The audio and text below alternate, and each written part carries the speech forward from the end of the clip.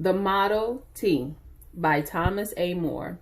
When the first cars were produced, only wealthy people could afford them.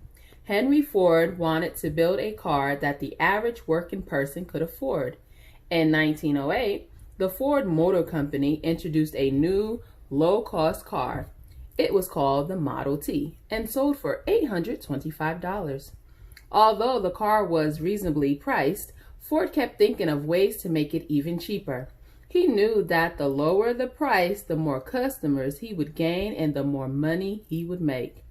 Ford's early cars were all handcrafted. This meant that each automobile was slightly different from the next. It also meant that each took a long time to make. Ford decided his cars would no longer be handcrafted. They would be put together in exactly the same way, saving time and money. In 1913, Ford began producing cars with the help of a moving assembly line. The moving assembly line achieved Ford's goal of turning out a car faster and for increasingly lower prices. In time, Ford's factory was turning out one automobile every 90 minutes. By 1915, the Ford Motor Company was earning record profits, and by 1918, half of all cars in the United States were Model Ts. Almost overnight, the United States became a nation on wheels. How did the production of Henry Ford's Model T lead to more people owning cars?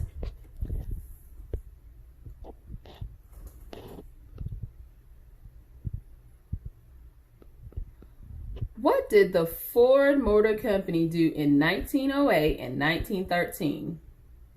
Why did these events occur? Write the details in the chart. So we have to look for details that answer the questions, what happened and why? Well, 1908, let's go back in the passage. What happened? Well, here's 1908, let's reread. In 1908, the Ford Motor Company introduced a new low-cost car. It was called the Model T and sold for $825. So, I am going to underline, they introduced a new low-cost car because that's what happened in 1908. So I'll go back into my chart and I'm going to write Ford, let's go back, introduce, sorry. Ford introduced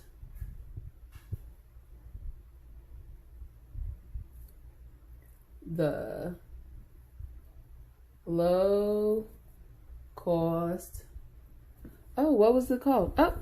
Low cost car, but we're going to say the Model T because that was the name of it.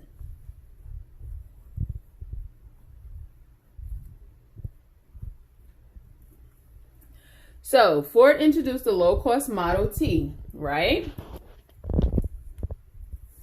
Why did they do this? Let's go back. Well, it says that he sold the car for $825. And it says, although the car was reasonably priced. Let's look at this word reasonably, right?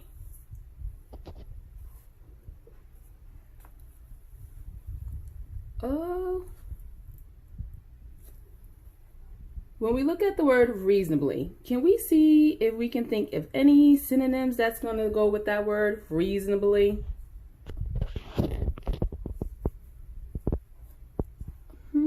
Ooh, Ford kept thinking of ways to make it even cheaper. Cheaper is a synonym that goes with reasonable. All right. So reasonable to me means that, it's not very expensive, cheaper.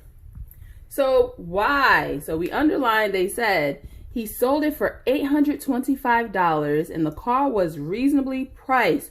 So it was like not expensive at all. So why did he do that? Well, Mr. Ford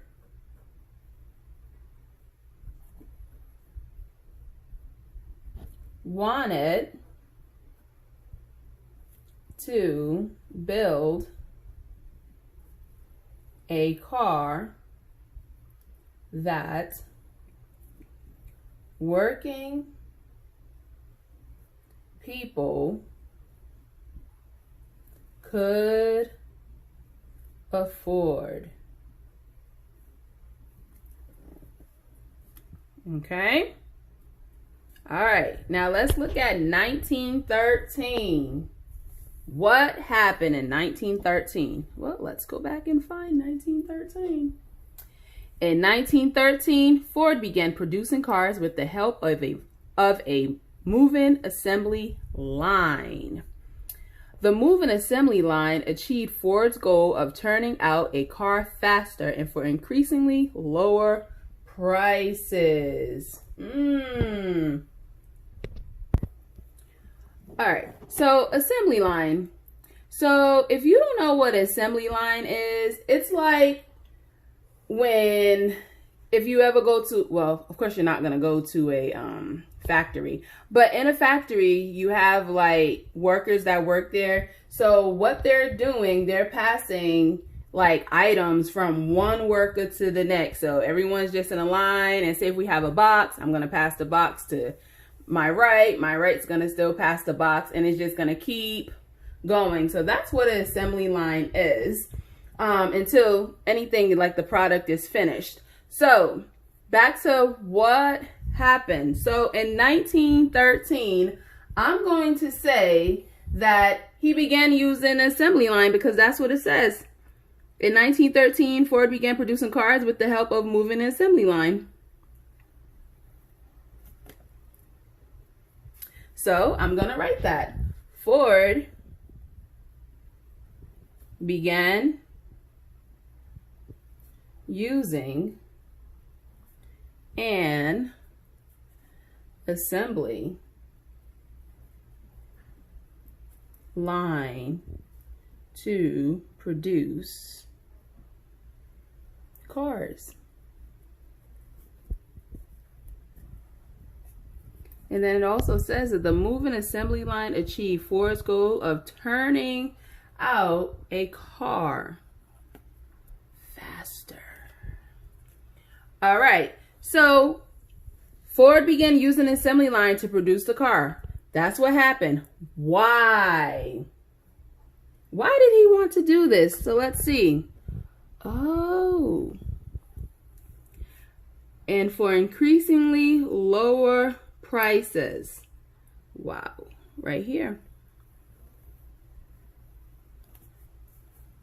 So Ford wanted to save time and money. Ford was a smart man. He really was. Make sure you copy all of this down.